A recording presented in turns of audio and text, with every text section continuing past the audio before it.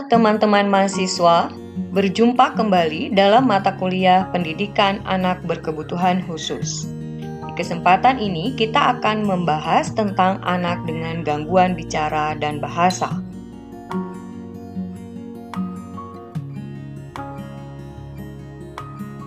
Salah satu kemampuan yang luar biasa yang dimiliki manusia yaitu kemampuan bahasa. Sejak lahir, bayi sudah mulai memberikan perhatian secara selektif kepada suara orang tuanya ketika sedang bicara, dan ia segera belajar bagaimana caranya berkomunikasi melalui gerakan-gerakan tubuh dasar, misalnya membalas dekapan ibu atau menoleh ketika dipanggil, serta suara yang mereka miliki, misalnya menangis saat lapar atau buang air dan sebagainya. Saat berusia 1 tahun, biasanya anak sudah dapat mengenali beberapa kata dan menggunakannya untuk mengungkapkan kebutuhan dan emosi mereka. Rata-rata anak-anak mengucapkan kata pertama mereka pada usia 12 bulan dengan rentang usia bervariasi antara 8 hingga 18 bulan. Begitu satu kata muncul, maka kemampuan berbahasa berkembang dengan cepat. Sejak anak telah menginjak usia 6 tahun, maka penguasaan kosakatanya sudah sangat meningkat, yaitu dalam kisaran 10.000 kata. Anak sudah dapat berbicara dengan menggunakan kalimat yang lebih terelaborasi dan memiliki keterampilan melakukan komunikasi yang baik. Namun dalam kenyataannya, tidak semua individu beruntung memiliki perkembangan bahasa yang normal sesuai dengan tugas perkembangannya. Beberapa individu, perkembangan bahasanya mengalami gangguan, sehingga harus menggunakan bahasa tubuh dalam berkomunikasi. American Speech Language Hearing Association mendefinisikan kelainan bicara atau speech disorder sebagai kemunduran artikulasi pengucapan suara, kefasihan, dan atau bunyi suara. Dengan kata lain, kelainan bicara merupakan suatu kesulitan dalam mengungkapkan pesan-pesan yang diucapkan secara lisan. Sementara kelainan bahasa atau language disorder sebagai gangguan pemahaman dan atau ketidakmampuan menggunakan bahasa, tulisan, dan atau sistem-sistem simbol lainnya. Proses dalam menghasilkan ucapan merupakan proses yang kompleks. Kompleksitas proses ini juga merupakan suatu alasan kenapa pola-pola bicara setiap individu menjadi begitu unik dan kenapa kita menganggap ucapan kita menjadi aspek yang penting dalam kepribadian kita. Selain itu, nafas adalah bahan mentah suara. Karena itu kekuatan dasar ucapan terletak pada pernafasan. Jika nafas yang dikeluarkan mencapai tenggorokan, bahan mentah ucapan ini diubah menjadi bunyi oleh getaran pita suara. Dalam tenggorokanlah nafas berubah menjadi bunyi. Artikulasi suara atau bunyi yang dihasilkan di tenggorokan terjadi dalam rongga mulut. Lidah, gigi, gusi, dan langit-langit mulut bekerja sama menghasilkan suara-suara yang membentuk kata. Namun, rongga mulut bukanlah titik akhir dari suatu proses bicara. Indera pendengaran merupakan kesatuan dalam proses belajar dan pengontrolan bahasa. Kesulitan dalam mendengar dapat menyebabkan terlambatnya kemampuan bicara pada anak-anak dan akan mengakibatkan kemunduran dalam bicara pada orang dewasa yang mendapat kesulitan bicara. Otak juga merupakan pusat bagi proses bicara, karena bahasa merupakan kemampuan yang sukar dipelajari. Setiap masalah dalam otak yang berpengaruh pada proses belajar akan berpengaruh pula pada kemampuan bicara. Maka, tidak mengherankan jika kelainan bicara seringkali dihubungkan dengan keterbelakangan mental atau kelumpuhan otak.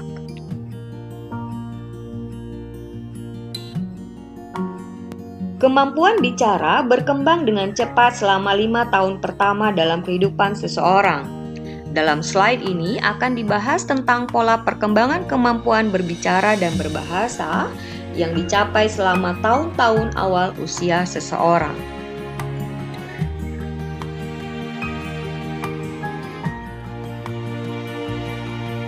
Kelainan berbicara dan berbahasa dapat digolongkan ke dalam 4 kategori sebagai berikut.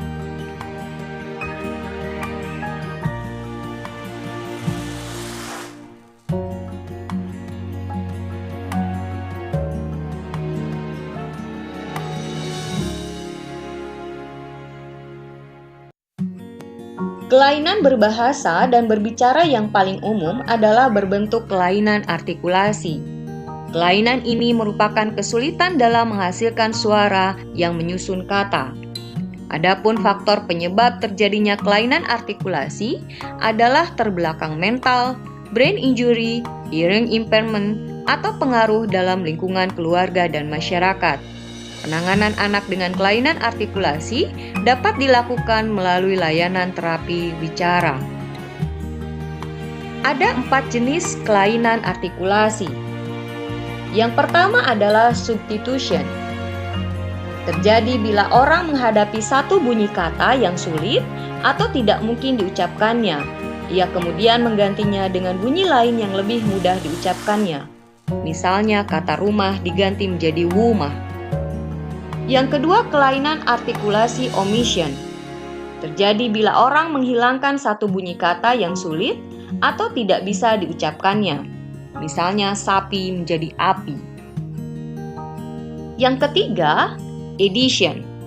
Terjadi bila bunyi suara yang ditambahkan kepada kata yang mungkin sulit mengucapkannya atau sulit mengendalikan bunyinya secara tepat. Misalnya, blok menjadi belok. Yang keempat adalah distortion. Terjadi bila bunyi kita ubah atau menyimpang dari aslinya. Misalnya, kata ditutup diucapkan menjadi dituput.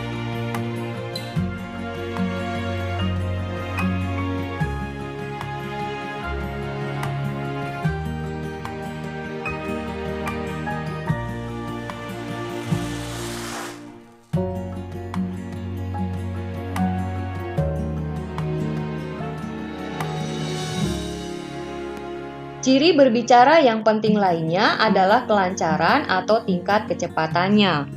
Dalam kehidupan kita, pastinya kita pernah mengalami ketidaklancaran dalam bicara. Gangguan ini dapat berupa pengulangan kata atau suku kata dengan alasan yang tidak jelas. Gangguan dalam kelancaran ditandai dengan kemunculan yang cukup sering pada pertama, pengulangan kata. Misalnya, sekolah. Bentuk lain ucapan gagap adalah pemanjangan. Misalnya, jangan marah. Bentuk lainnya dikenal dengan sebutan terbata-bata. Misalnya, baru.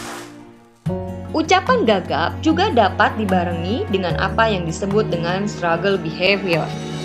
Bila seorang yang gagap menghadapi ketidaklancaran dan berusaha untuk mengatasinya, mungkin akan diikuti oleh gerakan seperti tarikan otot wajah dan di sekitar bibir, mengedip-ngedipkan mata, tangan bergerak-gerak, atau bahkan mengetuk-ngetukkan kaki yang mungkin dipakai sebagai sarana untuk mengeluarkan sebuah kata. Penyebab kegagapan telah lama merupakan masalah yang tidak pernah terpecahkan. Alasannya mungkin pada dasarnya tidak ada penyebab tunggal bagi kelainan artikulasi ini. Beberapa kasus, faktor keturunan merupakan salah satu faktor yang dipertimbangkan.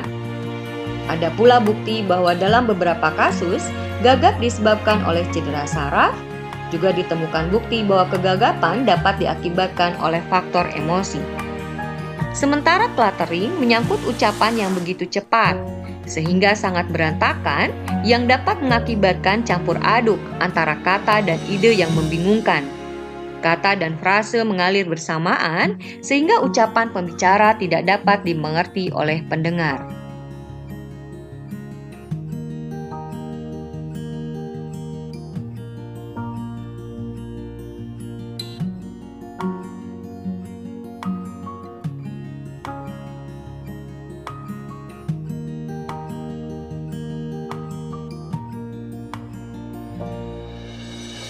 Terdapat pula kelainan organis yang mengganggu ucapan. Kelainan pada otot, saraf, gigi atau tulang yang dipakai berbicara dapat mengakibatkan gangguan bicara. Kelainan organis ini bisa akibat dari cedera, penyakit, atau cacat bawaan. Dua kelainan organis yang umum adalah celah langit-langit dan celah bibir atau bibir sumbing. Kemungkinan terjadinya celah langit-langit dan celah bibir sekitar 1 dari 750 sampai 1000 kelahiran keturunan kulit putih. Kemungkinan terjadi lebih kecil bagi Asia dan Afrika. Kelainan celah ini lebih sering terjadi pada laki-laki dibanding perempuan. Adapun faktor penyebabnya adalah faktor genetik dan cedera embrio. Penanganan dapat dilakukan melalui operasi yang disertai terapi wicara.